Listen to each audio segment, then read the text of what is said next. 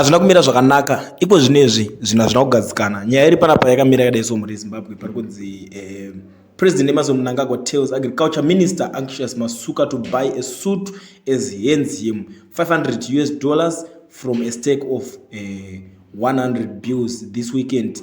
It is not the first time that President Mnangagwa has publicly given out foreign currency at a public event.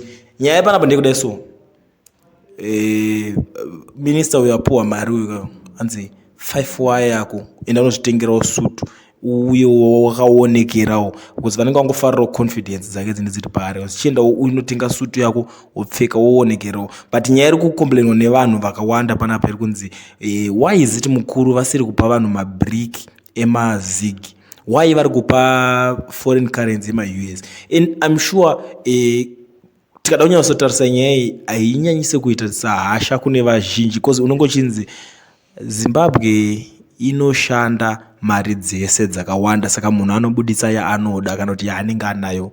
Obvious ndo mashoko anobuda kuno, but vanhu vari kusara vane mibvunzo manje kuti why mukuru vari kubuditsa, why vasiri kubuditsa zig kuti nyika igain confidence pamari yayo kuti inyatsonzwisisa kuti vakuru vari kudzishandisa. But vamwewo vari kufambisawo nyaya vari kuti zig rakagadzirirwa varombo chete.